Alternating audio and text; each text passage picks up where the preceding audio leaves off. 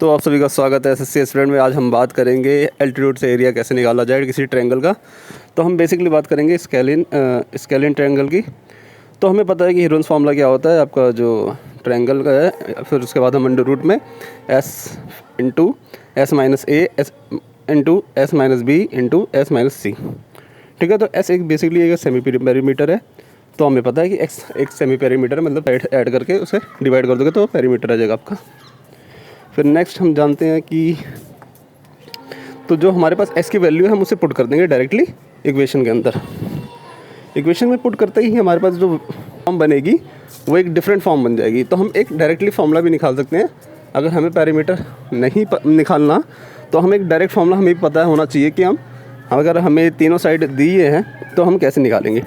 ठीक है, तो हमारे पास एक फार्मूला आ गया है ट्रायंगल 1/4 और ये आपका पूरा मतलब वही है बेसिकली a + b + c और फिर उसमें एक साइड माइनस कर दोगे तो वो आपके पास बन जाएगा।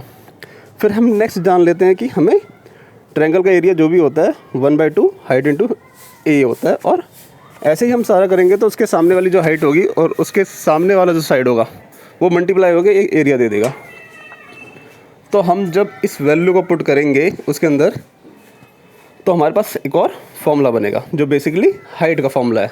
तो हम एक एल्टीट्यूड से भी हम किसी ट्रायंगल का एरिया निकाल सकते हैं जिसके डिफरेंट एल्टीट्यूड है। वैसे बेसिकली कई ट्रायंगल में आपका एल्टीट्यूड वेरी नहीं करता, सिंगल एल्टीट्यूड रहता है। तो उसके अंदर हम एक ही एल्टीट्यूड से निकाल सकते हैं। जैसे इक्विलेटरल ट्रायंगल का जो हाइट होता है वो √3/2a होता है और जो राइट हैंडेड ट्रायंगल का होता है उसकी भी 3 हाइट बनेगी, अलग अलग बनेगी। तो भाई वो परपेंडिकुलर एक तो हमें मिला रहता है तो इसलिए हम एरिया डायरेक्ट निकाल सकते हैं रेक्टेंगल का। मगर हमारे पास जो नहीं होता तो हम क्या करते हैं उसका बेसिकली उसकी हाइट निकाल के उस पर बेस पे बनाते हैं। तो ये फाइनली हमारे पास एक इक्वेशन आ गई है 1 ट्रायंगल। फिर अंडर रूट में वही देखिए जो बेसिक नेसेसरी चीज़ें हैं वही है आपका हीरोन्स फार्मूला में 4 चीज़ें हैं, मतलब 4 ब्रैकेट है। तो वही 4 ब्रैकेट अभी भी है।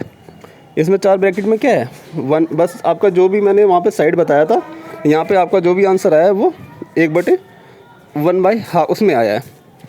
तो आपका जैसे हो गया 1/h1 + 1/h2 + 1/h3। तो आपका ब्रैकेट क्लोज हो गया। उसके बाद हम जितना भी देखेंगे एक माइनस हो जाएगा 1 - 1/h1, फिर दोनों प्लस में रहेंगे आपके h2 और h3।